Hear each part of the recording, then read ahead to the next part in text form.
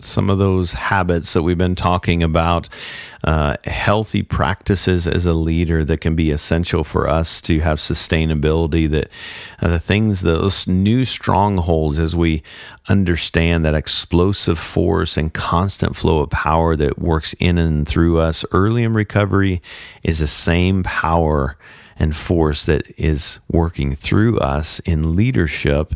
Today, we're going to continue the conversation of understanding some of those healthy habits that we need to prioritize and foster to help foster that spiritual growth in our recovery. Today, we're continuing that conversation.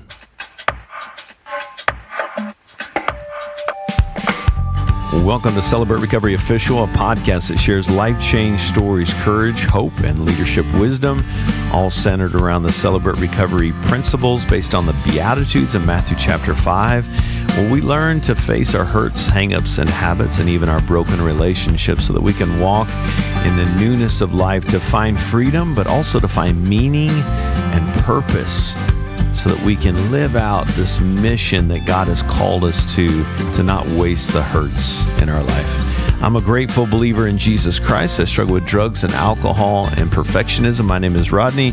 I'm the Global Field Director with Celebrate Recovery, and it's so good to be back with you today. We're continuing the conversation around these habits. And on the last episode, if you missed it, you can go back and check it out. But no harm if you want to pick up here and then go back. It's good standalone content. But prayer, meditation, scripture reading, humility, servant leadership, and effective communication is kind of what we got into last week. Remembering is that Ephesians 1:19-20 that I touched on last week. Power lives in us. The same power, that explosive force, dunamis is the Greek word for power. 57 times it talks about that power, the resurrection, and that power, dynamite and dynamo, this explosive force and constant flow of power lives and breathes in us like it did early in our recovery, is now we have access to that as leaders, whether we have formal leadership roles or we're walking in ministry day to day starting with our family. We're all leaders in some form or fashion. And so these are things that we can apply to our life, knowing that explosive, constant flow of force and power is living and breathing inside of us. And so I want to start picking up that conversation. One of those other habits that's so essential is accountability. And it's a great question to ask, am I open to accountability? So, well, sure I am. Well, how do you respond when people try to hold you accountable? Now, let me be clear. I've said this before. No one can hold us accountable. Nobody can hold us accountable, but we can give people permission to hold us accountable. And so make sure I'm giving people permission, but those people that I've given permission, am I open to that accountability?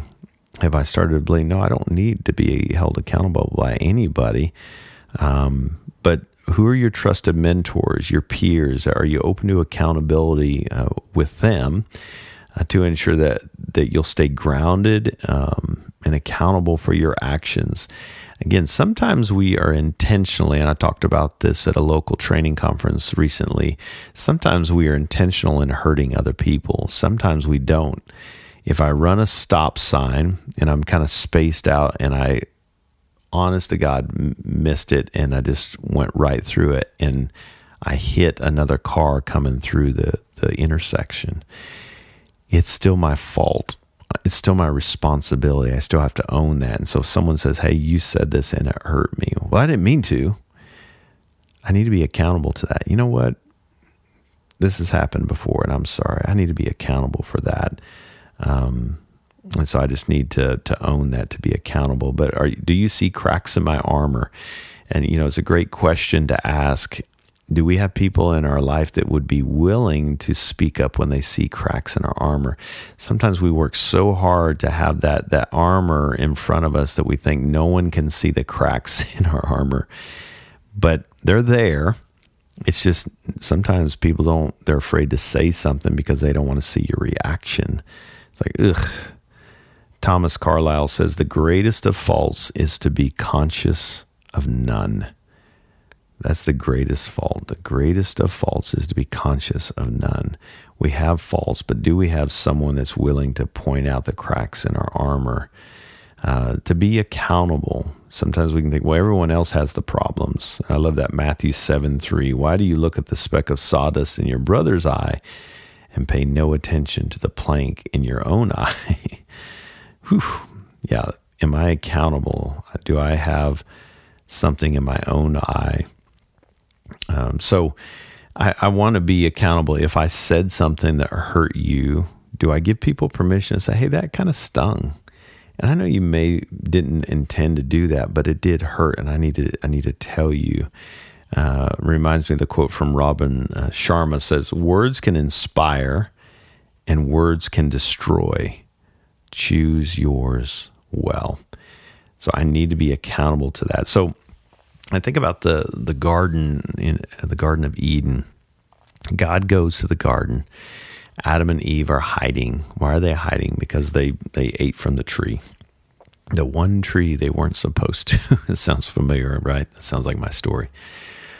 So they're hiding, and God knows exactly where they are, but he goes to them and he asks a couple questions. And I've talked about this in different lenses, but this one's a little bit different. But he asked them, where are you? Well, we're naked and we're in the bushes because we ate of the apple.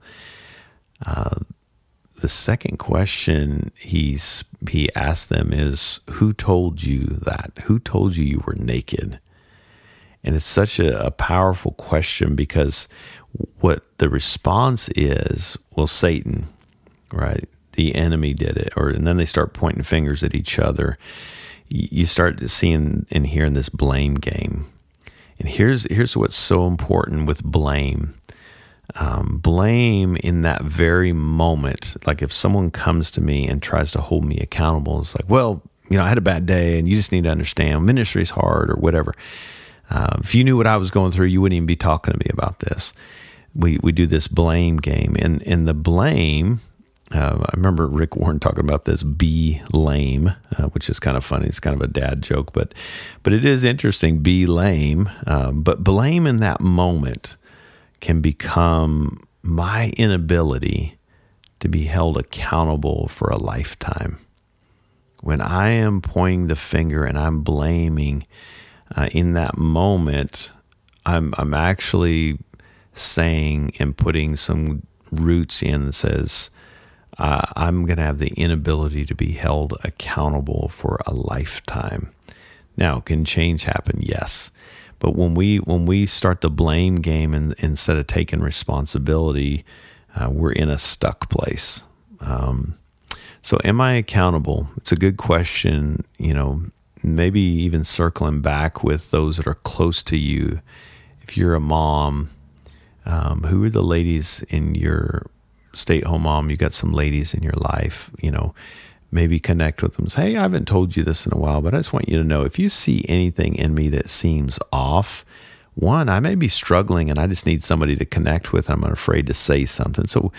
But two, I may be struggling with something that needs to be brought in the light, and I need a safe person to approach me with that. Not to shame me, but to help point it out so that I don't go further down into that pit.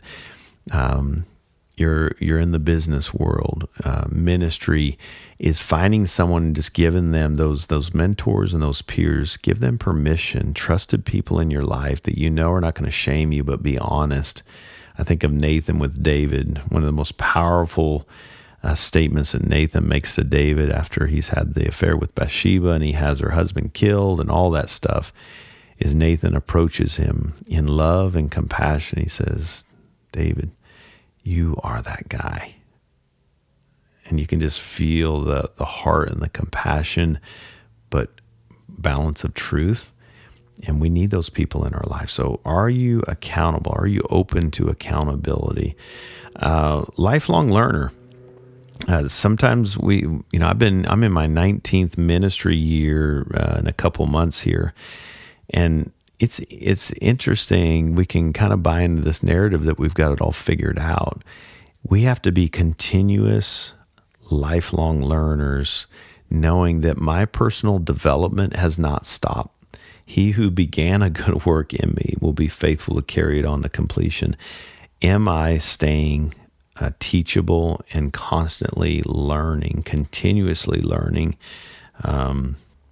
so I can be effective in my role as a leader in ministry, personal ministry, vocational ministry, etc. That continuous learning is so essential. So with that, what are you reading these days? What are you stimulating your mind? It's easy to feed our brain with the wrong things. I remember when I went to the doctor, I was having some, my blood sugar was off, and so they were testing me, and they discovered I was hypoglycemic, and so they sent me to a nutritionist, and they had all these plastic foods, and she showed me these little plastic things, and one of them was a little small circle of peanut butter, and she said, this is about how much peanut butter you should be eating a day, no more than that. And I was like, wait, what? That's not enough. I have a sweet tooth. But she made a statement. She said, Rodney, you're going to have to cut back on your sweets to be able to help with your hypoglycemia. And I was like, okay, I can't do that. And she said something so profound to me that I'll never forget. She said, Rodney, your body will begin to crave what it eats. And you know what? She's right. When I used to have to pinch my nose to drink a glass of water. Now I can't go a day without water. My body revolts. I can feel it in my bones and my body. I get headaches. My body craves water. It craves what I feed it. And on a spiritual sense, whatever I'm feeding my mind and my heart, my body, it's going to crave. So are you feeding it? Nothing wrong with watching, just a mind-numbing, show, a series, whatever. We need those kind of checkout things every once in a while. But if it's all I'm feeding my mind, then I'm in a bad spot. So what are you committing to read? What are you watching? Are you going to seminars? Are you seeking mentorship? When you sit down with your mentor, are you listening, or are you just going to prove to them and talk about how great you are and how smart you are? Or are you closing your mouth and listening to your mentor? What are some developments in your ministry that you need to be paying attention to? Are you enabling growth in your leadership approach as a mom, a dad, a brother, a sister, a son, a daughter, a ministry leader, a coach, a step study, small group leader, whatever that is? Are you feeding your mind with new and different things? Are you stimulating your brain with new things, feeding your heart with the right things? I love Winston Churchill's quote. He says, never give in, never give in, never, never, never, never give in, except to convictions of honor and good sense. If we're feeding our brains and have this posture of lifelong learners, we're going to be in a better space. Lifelong learners remain teachable. They close their mouth more often and open their ears. My pride gets in the way. Goes back to humility we talked about in the last podcast, that I'm not teachable. James 1:2-4 says, consider it pure joy, my brothers and sisters, whenever you face trials of many kinds, because you know that the testing of your faith produces perseverance. Let perseverance finish its work so that you may be mature and complete, not lacking anything. Part of the teaching and learning is through our trials, our struggles. What am I learning about this?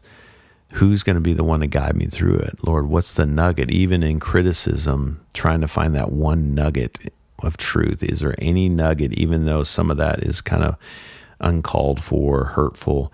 Is there a nugget in their criticism that I could learn from that will help me produce perseverance? Empathy and kindness. Those are two big ones there. Understanding and empathizing with the struggles and needs of others. And this requires us to make sure we're in a good spot in it, so that we have something, again, back to point one from the last podcast. if I'm not spending time with the Father and allowing Him to give me the nourishment to feed the branch and the bud that is my life from His vine that's connected with the roots in Christ and the Holy Spirit, that I'm not going to be able to express empathy and kindness. If my rhythm is off, we'll talk more about that in a minute, but then I'm not going to be able to give empathy and kindness. And here's the thing, I think it's in Ephesians 3, it says, be kind and compassionate. Sometimes we can buy into the mindset that we're supposed to do that under our own power. What if we don't have the power within ourselves to manufacture that?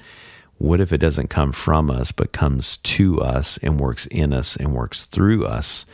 Empathy and kindness is so essential. I'll continue that thought here in a second. I want to take a quick break here. When we come back, we'll wrap up the last of this, some habits that we can practice in leadership regardless of where we lead in ministry. Stick with me. I'll be right back. Hey friends, don't forget about our online open share meetings every Wednesday at noon Pacific. You can join people literally from all over the world, different time zones. Get on that call at noon Pacific, and we have a great Devo and Mini Moni, and we break up into gender-specific groups and allow people to share their hearts, and we listen, and we just feel refreshed for that hour, a little over an hour meeting. So if you'd like to join us, go to celebraterecover.com, find the link, and join us this Wednesday, noon Pacific. Welcome back. Right before the break, I was talking about humility and how that plays into the empathy and kindness, because we're connected with the vine. Humility says, I need you, Lord, that the power comes to me, not from me. And you're the one that's going to manufacture empathy and kindness. But I love for 1 Corinthians 13, if we're in that lens of, Lord, would you provide everything I need so that I can produce fruit of empathy and kindness, love, joy, peace, patience, kindness, goodness, all that stuff, right? It says love is patient, love is kind. It does not envy, it does not boast, it is not proud. It does not dishonor others, it is not self-seeking. It is not easily angered. It keeps no record of wrongs. Love does not delight in evil, but rejoices with the truth. It always protects, always trusts, always hopes, and always perseveres.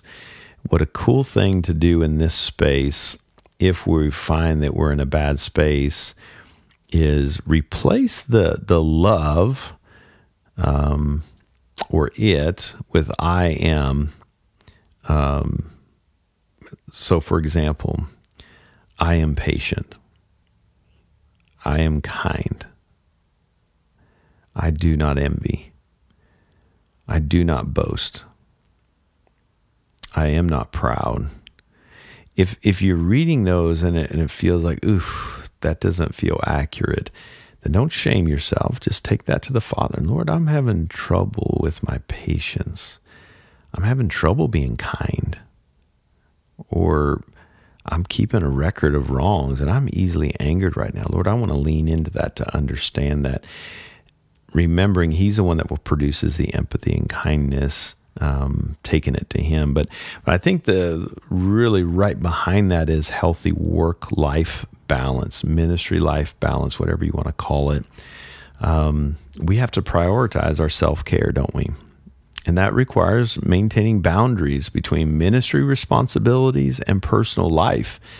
If we're not doing that, by the way, I'm going to talk about burnout and just feeling tired at the summit this year, expand on this. But if we're not protecting our garden, if you imagine a garden that has no fence around it, and any and all vultures can come in and take all your produce, you're not going to have anything to be sustainable. And guess what? That means you're going to have to go steal from someone else's garden. Now we've created some really unhealthy balance, not just in our life, but others. But I got to put a fence around my garden. Now that doesn't mean that I'm not giving to anyone and hoarding all my produce. Now what it says is I'm gonna tend to my own garden, and then I'm going to give this to you at this time. I'm going to give this to you at that time, and to them at this time. You've got to set boundaries with that, and that's so important. But how's your balance in this space? If we're not managing that and having effective boundaries through, we're going to burn out in that space. We're going to be ineffective long term. So I have to prioritize my well-being through, back to those points from the last podcast, prayer, meditation, even exercise, walking around. What am I putting in my body, my mind, my heart? What are my healthy boundaries so I can assure effectiveness and not burn out in this space? Mark 1:35-37 says, very early in the morning while it was still dark, Jesus got up, left the house, and went off to a solitary place where he prayed.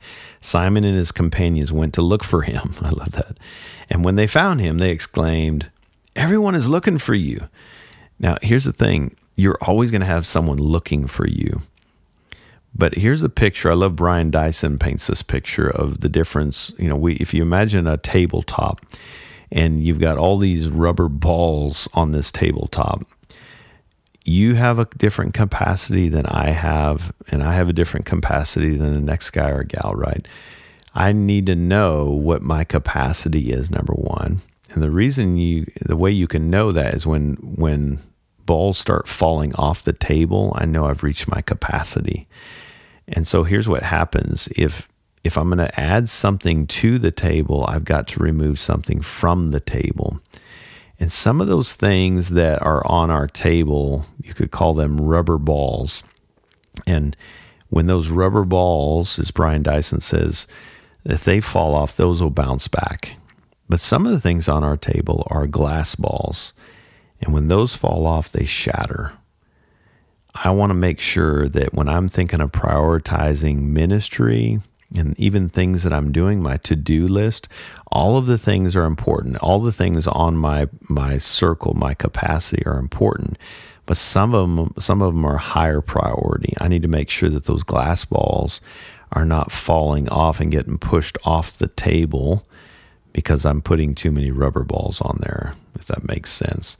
So that helps me to make better decisions when I have healthy balance, prioritize, set boundaries, and you're setting a good example for those that you're leading. The last one is building and equipping teams.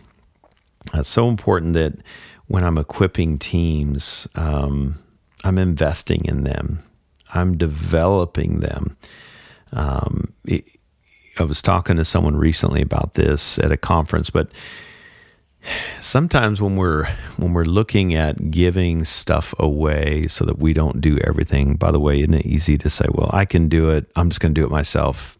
If you want it done right, do it yourself.